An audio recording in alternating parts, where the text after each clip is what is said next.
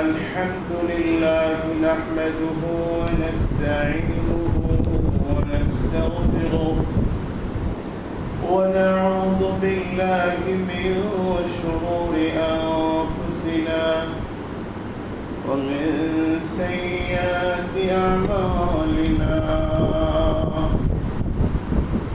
من يهده الله فلا مضل له ومن يضلله فلا هادي له ونشهد أن لا إله إلا الله وحده لا شريك له ونشهد أن سيدنا وسندنا وحبيبنا ومولانا محمدا عبده ورسوله عما بعد فأعوذ بالله من الشيطان الرجيم بسم الله الرحمن الرحيم إن الله وملائكته يصلون على النبي يا أيها الذين آمنوا صلوا عليه وسلموا تسليما اللهم صل على محمد وعلى آل محمد كما صليت على إبراهيم وعلى آل إبراهيم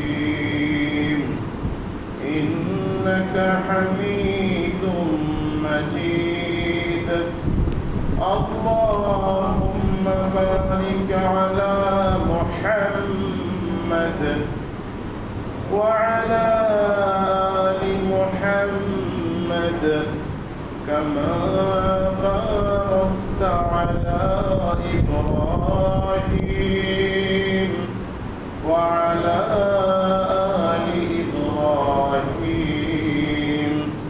إنك حميد مجيد الحمد لله মোহতারাম সম্মানিত পরম শ্রদ্ধা ভাজন আজকের এই পবিত্র জুমায় উপস্থিত মুরব্বিয়ানে কিরাম, প্রিয় এলাকাবাসী, সম্মানিত আজকের এই পবিত্র জুমায় উপস্থিত ইমানদার মুসলমান ভাইরা আমার, সর্বপ্রথম সেই মহান আল্লাহ তাআলার দরবারে অসংখ্য শুকরিয়া জ্ঞাপন করছি, যিনি আমাদেরকে মেহেরবানি করে ভালোবেসে পছন্দ করে হাজারো লাখো মানুষের ভিতর থেকে যাচাই বাছাই করে হায়াতে বাঁচিয়ে রেখে সুস্থতার সাথে আজকের এই পবিত্র জুমায় হাজির হয়ে কোরআন ও হাদিসের কিছু আলোচনায় শরীক হওয়ার তৌফিক নসিব করেছেন। এই জন্য আমরা প্রাণ খুলে সেই মহান মালিকের শাহী দরবারে জোরে সোরে সমন্বিত কণ্ঠে একবার উচ্চারণ করি, সকলে বলি আলহামদুলিল্লাহ।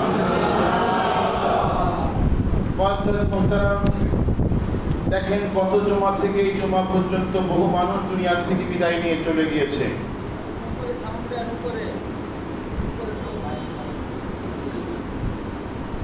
গত জুমা থেকে এই জুমা পর্যন্ত বহু মানুষ দুনিয়া থেকে বিদায় নিয়ে চলে গিয়েছে। আল্লাহ তাআলা আমাকে আপনাকে বাঁচিয়ে রেখেছেন। বহু মানুষ অসুস্থ হয়ে হাসপাতালে গেছে, আল্লাহ পাক আপনাকে আমাকে সুস্থ রেখেছেন। এই জন্য আমরা সেই মহান মালিকের দরবারে আরেকবার জোরে সোরে বলি আলহামদুলিল্লাহ। সম্মানিত হাজিরিন, আজকে যে বিষয় নিয়ে আপনাদের সম্মুখে আলোচনা করার নিয়ত করেছি, বিষয়টি হলো বরকতের চাবি সমূহ। বরকত কাকে বলে? বরকতের বাংলা অর্থ হচ্ছে সমৃদ্ধি। এর ব্যাখ্যা হলো অধিক কল্যাণ। কোনো কাজের মধ্যে, সম্পদের মধ্যে, কামাইয়ের মধ্যে, আমলের মধ্যে কল্যাণ বেশি হওয়া, লাভ বেশি হওয়া, উপকার বেশি হওয়া। অর্থাৎ আল্লাহর পক্ষ থেকে যখন কোনো কাজের মধ্যে, কোনো বিষয়ের মধ্যে কল্যাণ সংযুক্ত হয়, তখন তার মধ্যে কল্যাণ বেশি হয়, ভালো, মঙ্গল, উপকারিতা বেশি দেখা যায়। এটার নাম হচ্ছে বরকত। আরবি উচ্চারণ হচ্ছে বারাকা। আমরা বাংলাতে বলি বরকত বা সমৃদ্ধি। তো আল্লাহ রাব্বুল আলামিন যদি আমাদের কাজের মধ্যে, আমাদের জীবনের মধ্যে, আমাদের রুজি রোজগারের মধ্যে বরকত দান করেন, তাহলে দেখা যাবে অল্পতে অনেক ফায়দা হবে, অল্পতে কল্যাণ বেশি হবে, উপকারিতা বেশি দেখা যাবে। যেমন হায়াতের মধ্যে বরকত, যেমন অনেকে অনেক লম্বা হায়াত পেয়েছেন, কিন্তু দেখা যায় লম্বা হায়াতের মধ্যে এমন উল্লেখযোগ্য কিছুই করতে পারেন নাই। আবার অনেক মানুষ এমন আছেন যারা হায়াত পেয়েছেন কম, কিন্তু এই অল্প হায়াতের মধ্যে এমন এমন কিছু কাজ করে গেছেন জনকল্যাণমূলক বা আমলের লাইনে, সেবার লাইনে, যে কোনো লাইনে সে ভালো ভালো অনেকগুলো কাজ করে গেছেন, যেগুলো তার মৃত্যুর পরেও বাকি আছে। এরকম অনেক মানুষ দুনিয়াতে আছেন। যেমন একটা উদাহরণস্বরূপ, যারা বড় বড় ফকিহ ছিলেন, মুহাদ্দিস ছিলেন, ইমাম বুখারী, ইমাম মুসলিম, ওনারা অল্প জীবনের মধ্যে, অল্প হায়াতের মধ্যে এত লম্বা লম্বা কাজ করে গেছেন, যেটা অনেকের পক্ষে সারা জীবনে দেখাও সম্ভব হয়ে ওঠে না। ইমাম বুখারী অল্প জীবনের মধ্যে তিনি যে হাদিস সংকলন করেছেন, অনেকের জন্য সেই হাদিসটা পড়ার সুযোগও হয় না, তার মধ্যে তার জীবন শেষ হয়ে যায়। আমরা অবাক হয়ে যাই যে কিভাবে তিনি এটা করলেন। এক একটা হাদিস সংগ্রহ করার জন্য তিনি মাইলকে মাইল, শত শত মাইল, হাজার মাইল সফর করেছেন। এভাবে তিনি লক্ষ লক্ষ হাদিস সংগ্রহ করেছেন। তিনি বলেন যে আমি 4 লক্ষ সহিহ হাদিস সংরক্ষণ করেছিলাম, সেখান থেকে বাছাই করে মাত্র 6000 হাদিস বুখারী শরীফের মধ্যে উল্লেখ করেছেন। যাই হোক, এরকম অনেক মানুষের জীবনীতে পাওয়া যায়, অল্প জীবনে তারা অনেক অনেক কাজ করে যান। এটাই হচ্ছে জীবনের মধ্যে বরকত। আবার অনেকে আছেন জীবনে উল্লেখযোগ্য কিছুই করতে পারেন না। অনেকে আছেন যে অনেক উপার্জন করেছেন, অনেক কামাই করেছেন, কিন্তু দেখা যায় তার এই উপার্জন, তার এই কামাই কি হয়েছে, কোথায় গেল, হিসাব খুঁজে পাচ্ছেন না। তার মানে হচ্ছে তার এই উপার্জনের মধ্যে, কামাইয়ের মধ্যে বরকত হয় নাই। আবার অনেকে আছেন অনেক কাজ করেছেন, কিন্তু সেই কাজের কোনো ফলাফল দৃশ্যমান হচ্ছে না। এটা হলো তার কাজের মধ্যে বরকত হয় নাই। আবার অনেকে আছেন অল্প উপার্জন করেছে, কিন্তু মাশাআল্লাহ সে দেখতেছে যে অনেক কিছুই মোটামুটি হয়ে গেছে। এটা হলো বরকত। তো আমাদের জীবনে, আমাদের সময়ের মধ্যে, আমলের মধ্যে, আয় উপার্জনের মধ্যে, সন্তান সন্ততির মধ্যে যাতে আল্লাহর পক্ষ থেকে বরকতের বাড়িধারা নেমে আসে, আমরা বরকত বা অধিক কল্যাণ লাভ করতে পারি, এই জন্য কোরআন কারীমের মধ্যে এবং হাদিসের মধ্যে কিছু আমলের কথা বলা হয়েছে, যে এই আমলগুলো যদি আমরা আমাদের জীবনে বাস্তবায়ন করতে পারি, তাহলে আমাদের সময়ে, আয় উপার্জনে, রুজি রোজগারে, সন্তান সন্ততির মধ্যে আল্লাহর পক্ষ থেকে বরকত নেমে আসবে। এটাকে আমরা বরকতের চাবি বলতে পারি। তো আজকে আমি আপনাদের সম্মুখে এমন কোরআন ও হাদিস থেকে এরকম 11টি বরকতের চাবি বা বরকতের আমল আলোচনা করব ইনশাআল্লাহ। আমরা এই বিষয়গুলো আমাদের জীবনে বাস্তবায়ন করার চেষ্টা করব। তাহলেই আমরা আমাদের জীবনের সর্বক্ষেত্রে, আমাদের জীবনে, আমলে, রুজিতে, ইনকামে, সন্তান সন্ততিতে, আমাদের সর্বক্ষেত্রে ইনশাআল্লাহ বরকত আমরা দেখতে পাবো যদি আমলগুলো আমরা করতে পারি। তো সেই চাবিগুলোর মধ্যে 1 নম্বর চাবি হলো ঈমান এবং তাকওয়া। নাম্বার 1, ঈমান এবং তাকওয়া। যদি আমরা খালেস ঈমান এবং তাকওয়া হাসিল করতে পারি, তাহলে আল্লাহ তাআলা আমাদের জন্য বরকতের দরজা খুলে দিবেন। পবিত্র কোরআন কারীমের সূরা আরাফের 9 নম্বর পারার 2য় পৃষ্ঠার শুরুতে আল্লাহ পাক বলছেন, বিসমিল্লাহির রহমানির রহিম, ওয়ালাউ আন্না আহলাল কুরা আমানু ওয়াত্তাকাউ লাফাতাহনা আলাইহিম বারাকাতিন মিনাস সামাই ওয়াল আরদ।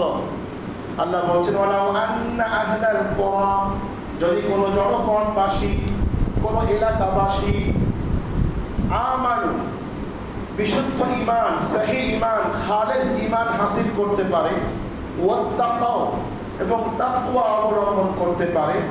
তাকওয়া মানে হচ্ছে আল্লাহর ভয়ে সমস্ত গুনাহের কাজ থেকে বিরত থাকা, এটার নাম হচ্ছে তাকওয়া।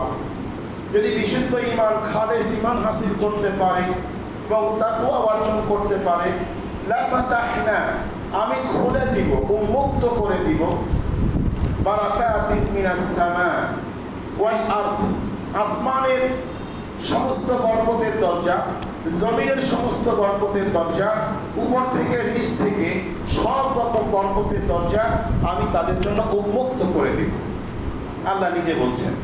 সুতরাং আমরা এখানে পেলাম যে বিশুদ্ধ ঈমান, খালেস ঈমান, তাকওয়া অর্জন করতে পারলে আসমানের বরকতের দরজা, জমিনের বরকতের দরজা আল্লাহ তাআলা আমাদের জন্য উন্মুক্ত করে দিবেন। তো আল্লাহর পক্ষ থেকে যদি বরকত এসে যায়, বরকত কিন্তু অনেক সময় দেখা যায় না, উপলব্ধি করা যায়। আমি আরেকটু বোঝার জন্য বলছি, অনেকে আছেন দেখবেন ছোট চাকরি করে, ছোট ব্যবসা করে, কিন্তু মাশাআল্লাহ যা উপার্জন করে 10,000 টাকা বেতন পায়, কিন্তু এটা দিয়ে সে ছেলে নিয়ে, বাল বাচ্চা নিয়ে, আত্মীয় স্বজন নিয়ে, বাবা মা নিয়ে সুন্দর মতো মাস পার করে ফেলে, আবার কিছু টাকা সঞ্চয়ও হয়। আবার কিছু মানুষ এমন আছেন 80,000 টাকা বেতন পান বা লাখ টাকা বেতন পান, কিন্তু তার এই বিপদ, সেই বিপদ, এই রোগ, এই শোক, ছেলে মেয়ের লেখাপড়া ইত্যাদি ইত্যাদি করতে করতে মাসের 25 তারিখ পর্যন্ত টাকা আসে, আর বাকি 5 দিন তার ঋণ করে চলতে হয়।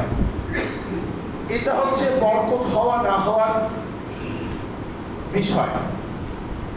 আরেকটু উদাহরণ দিয়ে বলি, কেউ হয়তো বাজার থেকে মাত্র 70 টাকার বাজার করেছেন, 50 টাকার গুঁড়া মাছ কিনছেন, আর 20 টাকা দিয়ে লাউ শাক কিনছেন।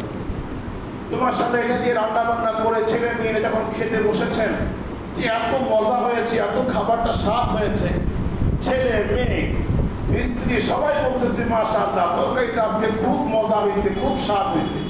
ইচ্ছা মতো সবাই খেয়েছে, খেয়ে দিয়ে তৃপ্তি সহকারে খেয়ে ফেলেছে। তো আবার আরেকজনে 2,000 টাকা দিয়ে ইলিশ মাছ কিনছেন, আর 2,000 টাকা দিয়ে খাসির গোস্ত কিনছেন, মোটামুটি 5-6 হাজার টাকার বাজার করে যখন রান্না বান্না করে খেতে বসছেন, এখন ছেলে বলতেছে কি রান্না হয়েছে, ভালো লাগছে না, খেতে পাচ্ছি না, ভালো লাগছে না। মেয়েও বলতেছে যে আমরা একটা ভালো লাগতেছে না। তাহলে 6,000 টাকা কিন্তু খরচ হয়ে গেল একবেলায়, কিন্তু খেয়ে তৃপ্তি পাচ্ছেন না। এটা হচ্ছে বরকত হওয়া না হওয়ার পার্থক্যটা।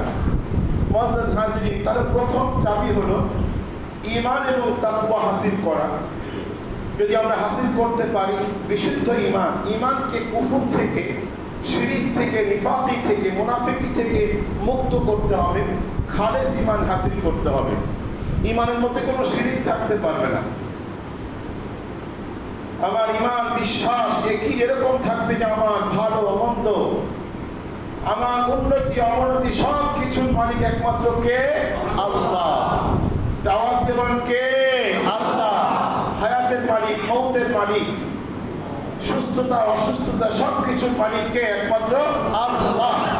এটা মনে প্রাণে বিশ্বাস করা। শিরিক থেকে এবং কুফরি থেকে, নিফাকি থেকে। নিফাকি মানে উপরে একরকম, ভিতরে একরকম। মুখে বলছি একরকম, ভিতরে ভিতরে নিয়ত বা উদ্দেশ্য আর এক রকম থাকে, এটার নাম হচ্ছে মুনাফিকি। এগুলো থেকে ঈমানকে খালেস করতে হবে। হায়াতের মধ্যে, আমাদের কামাই রোজগারের মধ্যে, সন্তান সন্ততির মধ্যে আল্লাহ পাক বরকত দান করবেন। সন্তানের মধ্যে বরকত হওয়ার অর্থটা একটু বলি আপনাদেরকে। সন্তান বেশি হওয়ার নাম কিন্তু বরকত না। অনেক সময় দেখা যাচ্ছে অনেকের অনেক সন্তান, 5টা 6টা 7টা 8টা ছেলে, কিন্তু তারা এরকম উপকারী হয় নাই।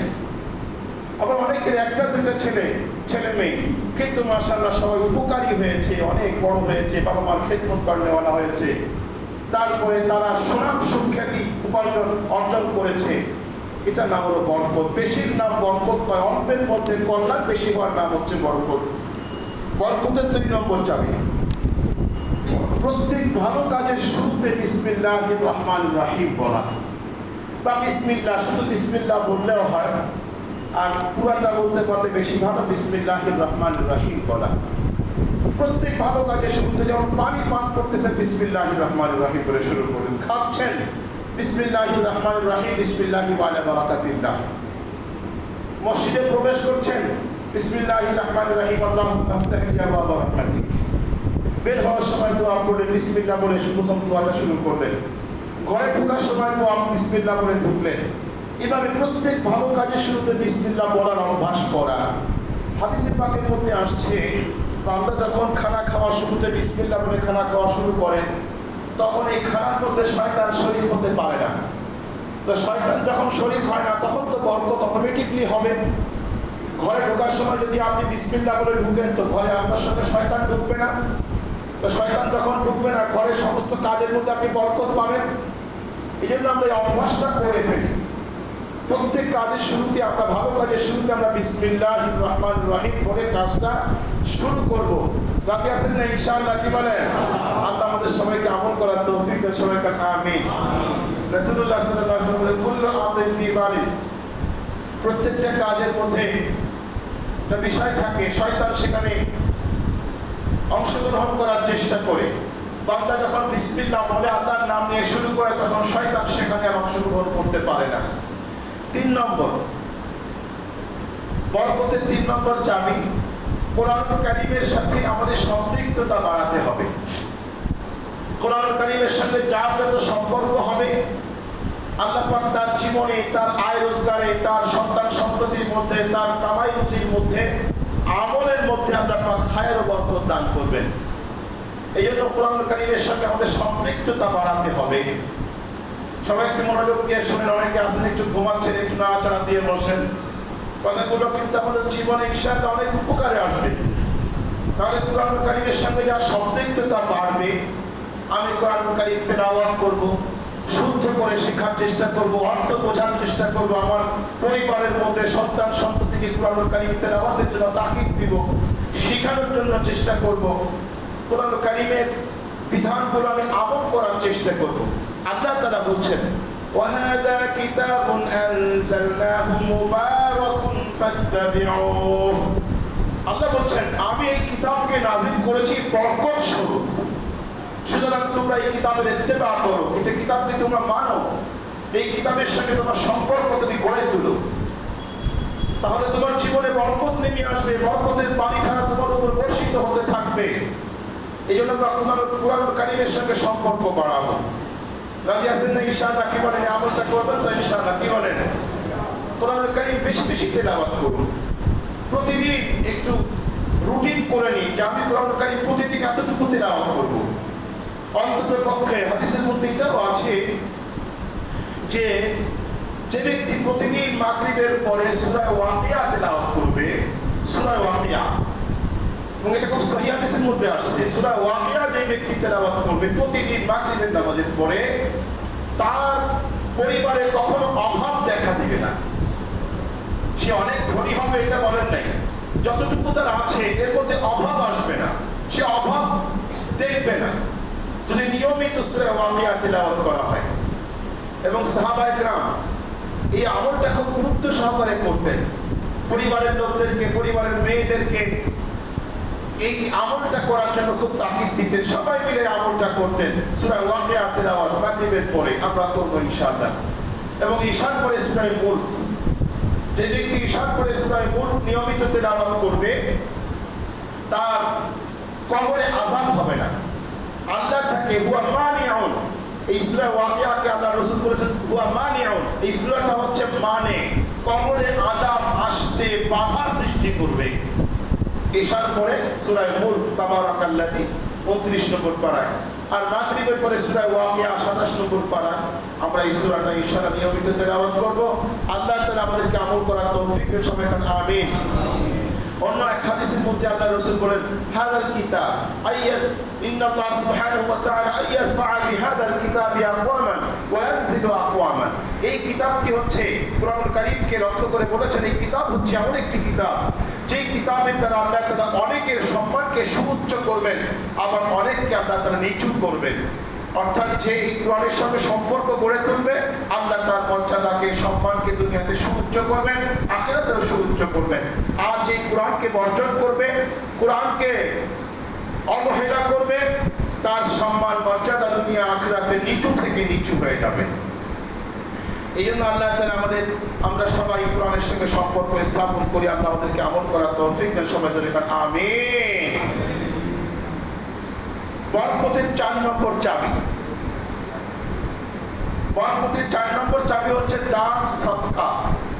দান এবং সাদাকা এটা এমন একটি আমল যে আমলের মধ্যে আল্লাহ তাআলা বরকত রেখেছেন। দান এবং সাদাকা সম্পর্কে কুরআনুল কারীমের বহু আয়াত আসছে, বহু তাকিদ আসছে। আল্লাহ তাআলা অনেক গুরুত্ব দিয়েছেন এবং উৎসাহিত করেছেন, হাদিসের মধ্যেও আসছে।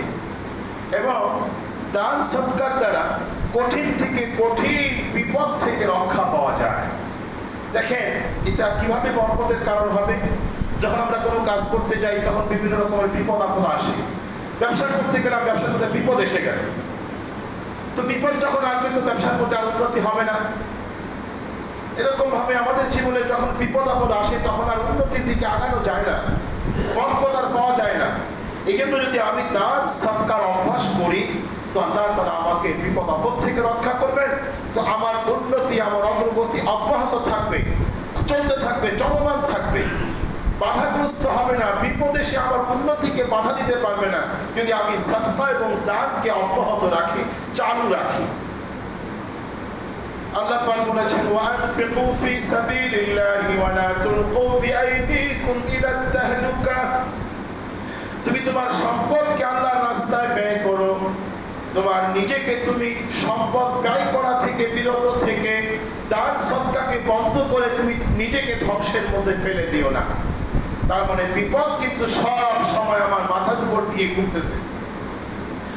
যখন আল্লাহর হুকুম হয় তখন আমাকে ধরে ফেলে। এই জন্য এই বিপদ থেকে রক্ষা পাওয়ার সবচেয়ে বড় উপায় হলো দান এবং সাদাকা। যদি আমি নিয়মিত দান সাদকা করি ইনশাআল্লাহ তাআলা আল্লাহ পাক আমাকে সব রকম বিপদ থেকে রক্ষা করবেন। হাদিসের মধ্যে আছে 70 রকম বিপদ থেকে আল্লাহ তাআলা বান্দাকে রক্ষা করেন দান সাদকার বদৌলতে। এই ব্যাপারে আলোচনা করলে অনেক আলোচনা করা যাবে। দান সাদকা করলে কি লাভ হবে, না করলে কি ক্ষতি হয় আমরা বুঝি না, অনেক সময় চিন্তা করি না, কিন্তু দান সাদকার বদৌলতে আল্লাহ পাক কত রকম বিপদ থেকে মানুষকে রক্ষা করেন। দেখেন আমরা মনে করি দান করলে সম্পদ তো কমে যায়, কিন্তু আল্লাহ বলছেন ইয়ামহাকুল্লাহুর রিবা ওয়া ইউরবিস সাদাকাত। সুদ মানুষের সম্পদকে ধ্বংস করবে। যে ব্যক্তি সুদের সঙ্গে সম্পর্ক রাখবে সে তার সম্পদ একদিন না একদিন ধ্বংস হবেই হবে। সে ফকির হতে বাধ্য যে সুদের সঙ্গে সম্পর্ক রাখবে। তার সম্পদ একসময় বিলীন হয়ে যাবে, তার সম্পদ কোনো কাজে আসবে না, কোনো উপকারে আসবে না, যা আল্লাহ বলেছেন। আর যে ব্যক্তি দান করবে, সদকাকে সবসময় চালু রাখবে, আল্লাহ বলছেন, আল্লাহ নিজে বলছেন তার সম্পদ বাড়তেই থাকবে, বাড়তেই থাকবে। তার সম্পদ অল্প হলেও তার মধ্যে কল্যাণ বেশি হবে, উপকার বেশি হবে, লাভ বেশি হবে, ফায়দা তার বেশি হবে। মুহতারাম হাজিরিন, দান সাদকার ব্যাপারে এক হাদিসের মধ্যে আসছে, একবার ফেরেশতারা আল্লাহকে জিজ্ঞাসা করলেন যে আল্লাহ, আপনি তো অনেক অনেক মাখলুক সৃষ্টি করেছেন, এই মাখলুকের মধ্যে সবচেয়ে শক্তিশালী মাখলুক আপনি কি বানাইছেন? তো আল্লাহ বললেন তোমরা দেখো।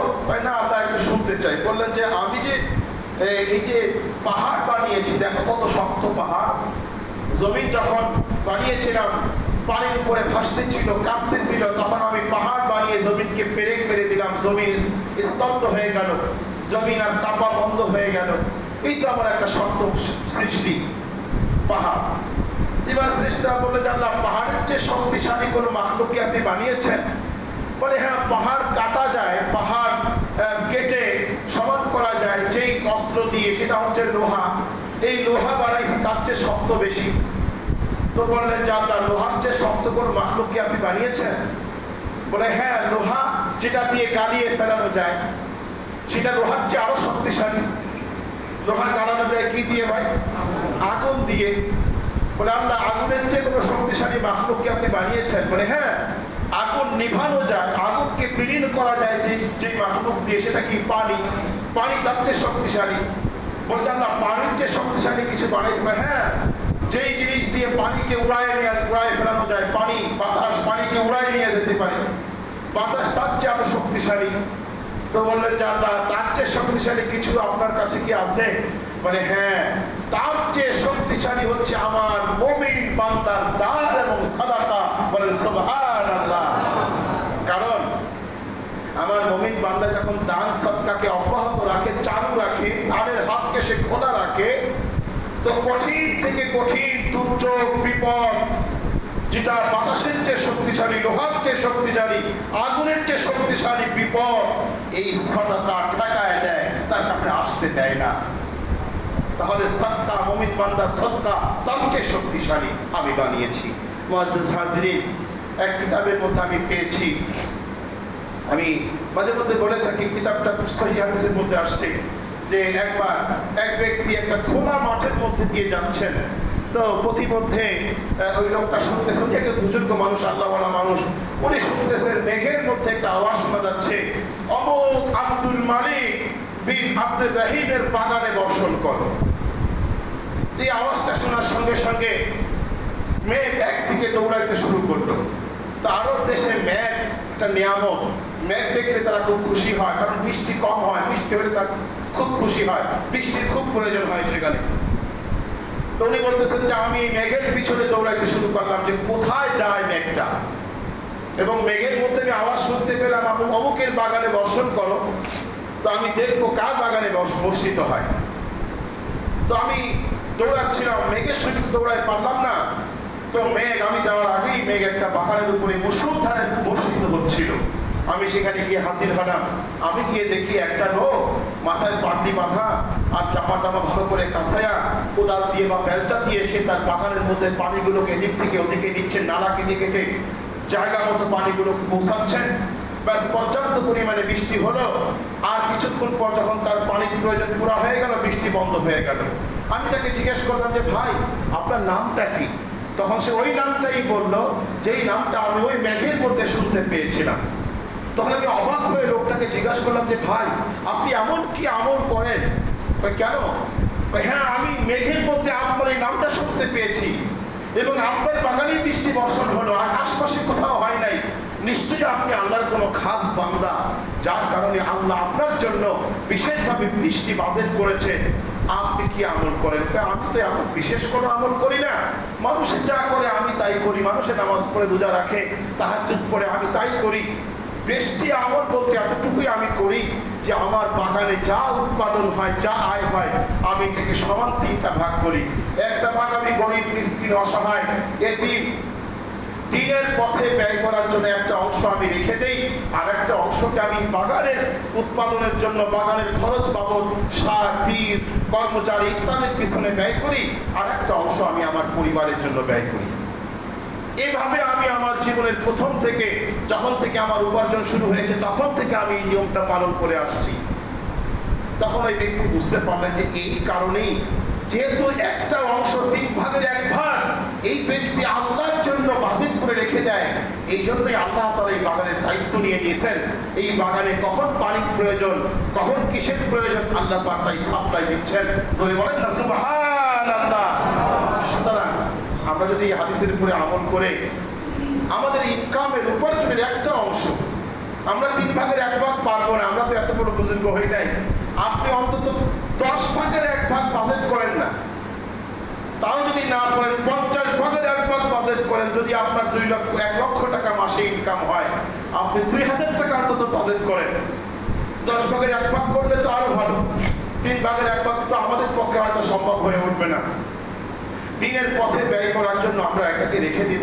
আল্লাহ পাক আমাদেরকে আমল করার তৌফিক দেন। সবাই যদি কেন আমিন। তা না করলে কি হয়, ছোট্ট একটা হাদিসের কথা আপনাদেরকে বলি। নবীজির স্ত্রী, আমাদের মাতা, আমাদের মা উম্মাহাতুল মুমিনিন আম্মা জান উম্মে সালমা রাদিয়াল্লাহু তাআলা আনহা, তার জীবনের একটা ঘটনা হাদিসের মধ্যে উল্লেখ করা হয়েছে। তিনি একবার ঘরে কিছু গোশত হাদিয়া আসলো, রান্না করা গোশত একটা পেয়ালার মধ্যে, পাত্রের মধ্যে রান্না করা কিছু গোশত ওনার ঘরে হাদিয়া আসছে। তো আম্মা জান চিন্তা করলেন, আল্লাহর নবী তো গোশত খাইতে পছন্দ করে, নবীজি আসবেন আমার ঘরে আজকে, তো নবীজি আসলে প্রিয় নবী সাল্লাল্লাহু আলাইহি ওয়াসাল্লামের জন্য আমি এটা রেখে দিই। ওনার খাদেমাকে, ওনার যে ঘরের কাজের মেয়েটাকে বললেন যে এটা তাকের উপর রেখে দাও, নবীজি আসবেন আজকে, তো নবীজি আসলে এটা নবীর সামনে পেশ করবো, নবী খাবেন। তো রেখে দিয়েছেন। কিছুক্ষণ পরে একজন ভিখারি ফকির এসে হাত দিল, আল্লাহ আপনাদেরকে বরকত দান করুক, আমাকে কিছু খাবার দেন। তো আম্মা জান চিন্তা করলেন যে আমার ঘরে তো আর কোনো খাবার নাই, ওইটুকুই আছে, ওটা তো আমি আল্লাহর নবীর জন্য রেখে দিয়েছি, আর কোনো খাবার নাই। তখন তিনি বললেন যে আল্লাহ তোমাকেও বরকত দিক, আমার তো দেওয়ার মতো এখন নাই, আল্লাহর হস্তে মাফ করেন।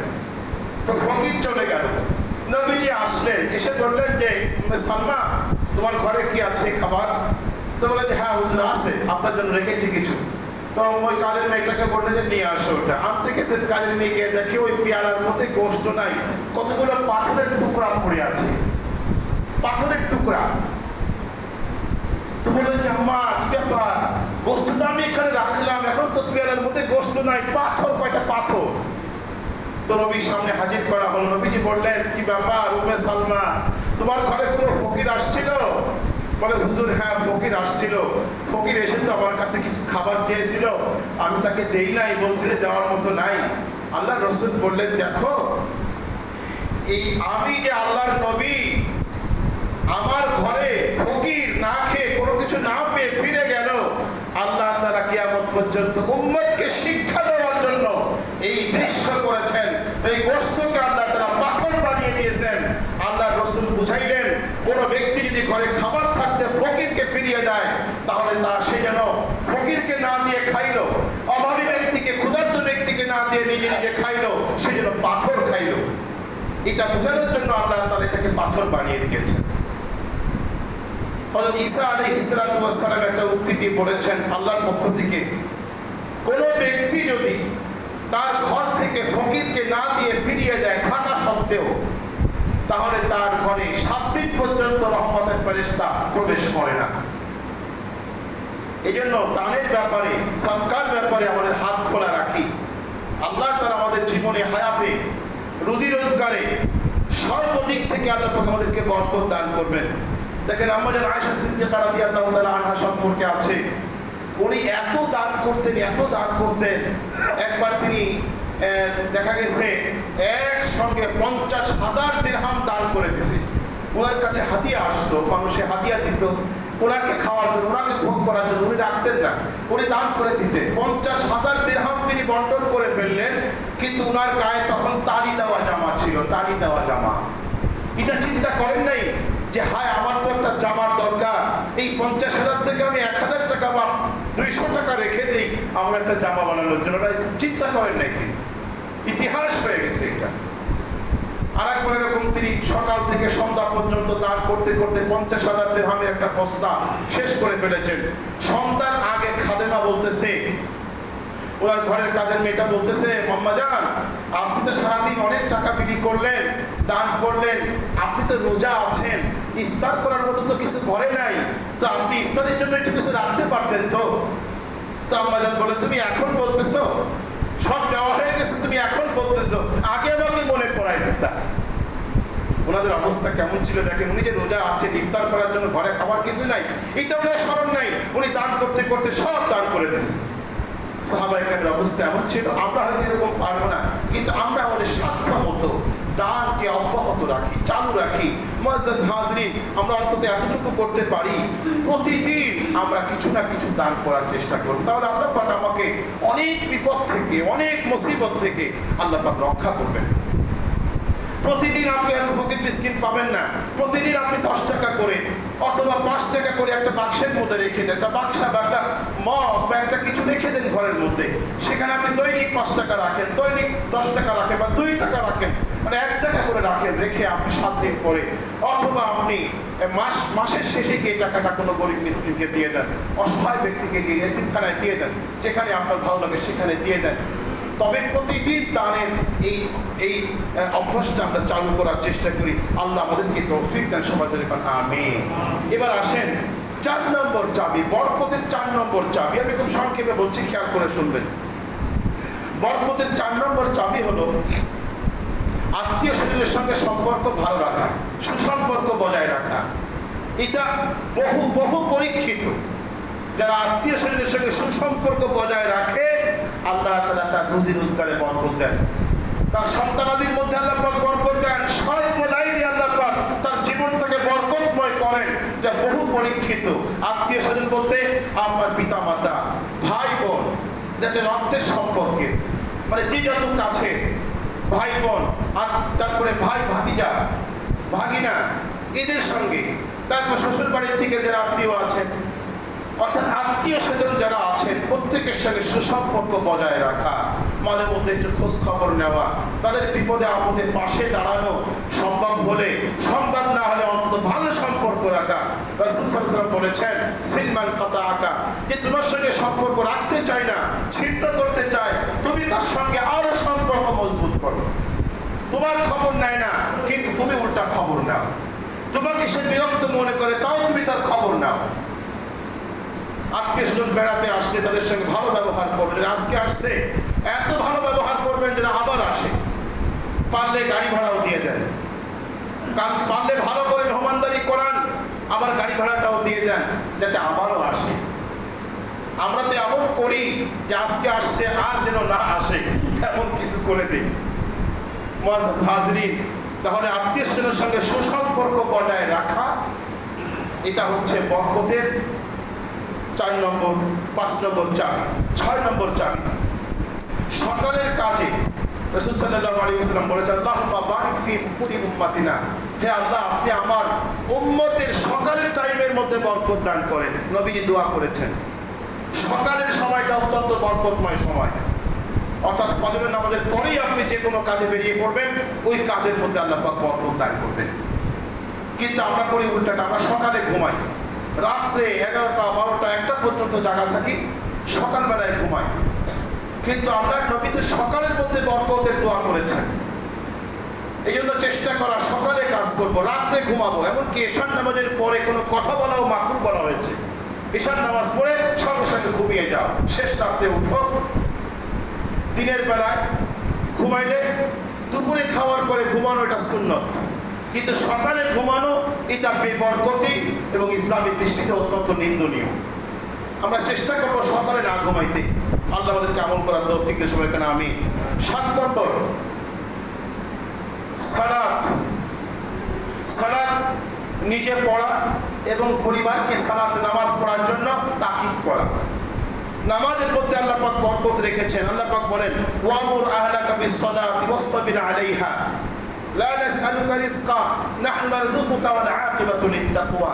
যে তুমি নিজে নামাজ পড়ো, তোমার পরিবারকে নামাজের জন্য আদেশ করো এবং এর উপরে অটল থাকো।